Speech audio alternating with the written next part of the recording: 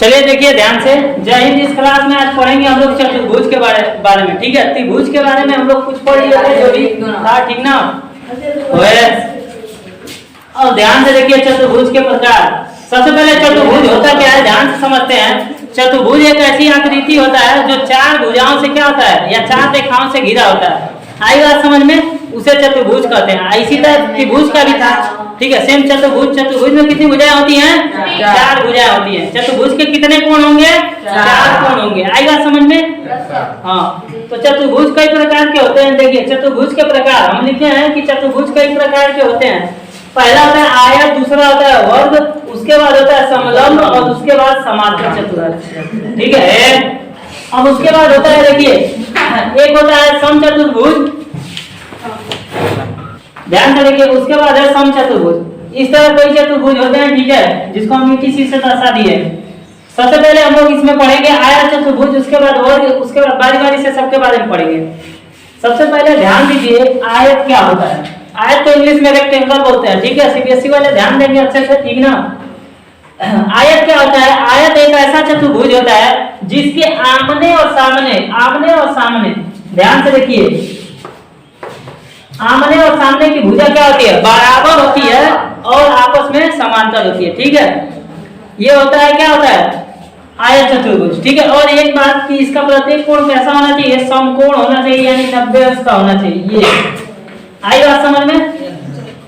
अब उसके बाद त्रिभुज के गुण की बात करें तो त्रिभुज का पहला खासियत ये होता है कि इसकी सम्मुख भुजाएं आपस में क्या होती हैं? बराबर होती है। पहली खासियत ये होगी कि इसकी सम्मुख भुजाएं क्या होगी? आमने सामने। सम्मुख माने आमने सामने की भुजा बराबर होगी।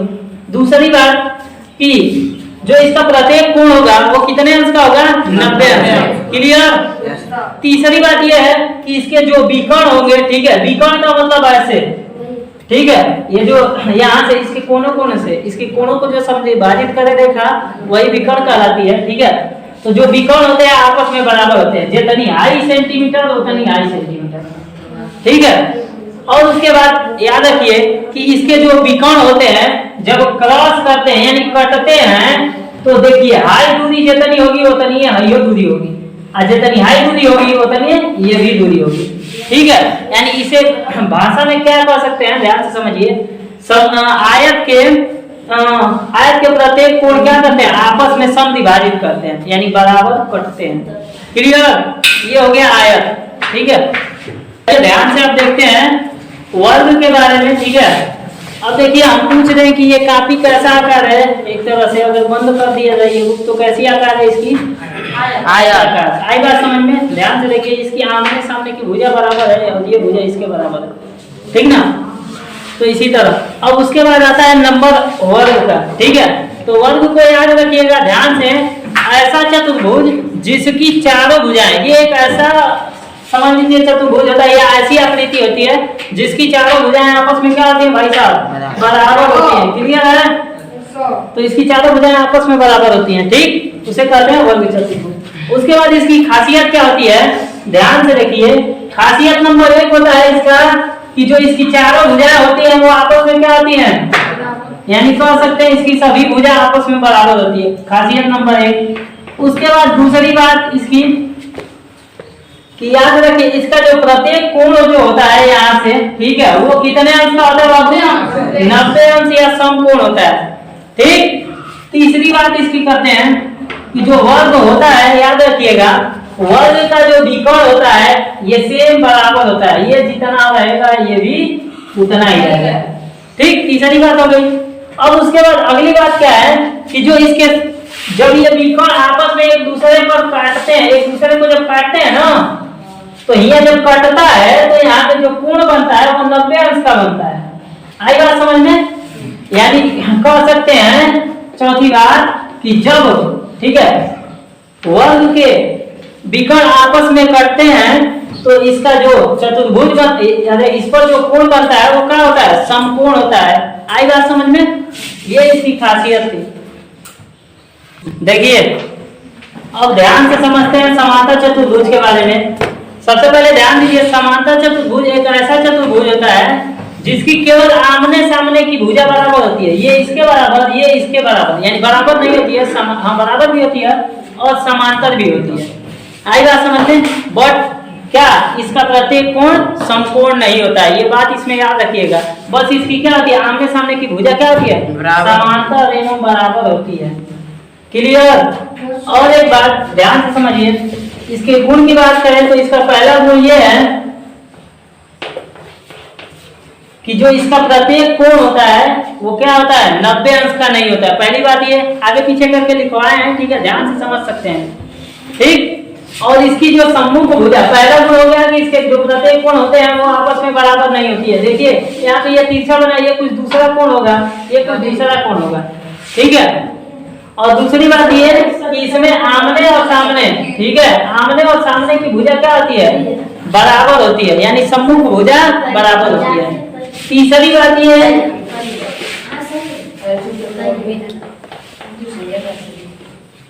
तीसरी बात ये ध्यान से देखिए कि तीसरी बात क्या है कि जो इसके सम्मुख कोण होते हैं, ठीक है, वो बराबर होते हैं। और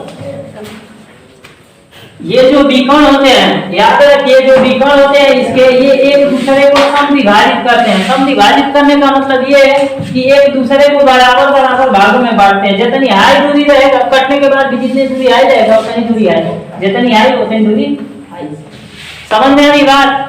अब उसके बाद क्या, इसके विकर्ण याद रखिए, हाई देखिए खूब बड़ा है कि नहीं, और ये क्या है, थोड़ा छोटा है, तो इसके विकर्ण आपस में बराबर है नहीं, यानी चौथी बात ये क्या हो जाएगी, इसके विकर्ण आपस में बराबर नहीं है, ठीक है।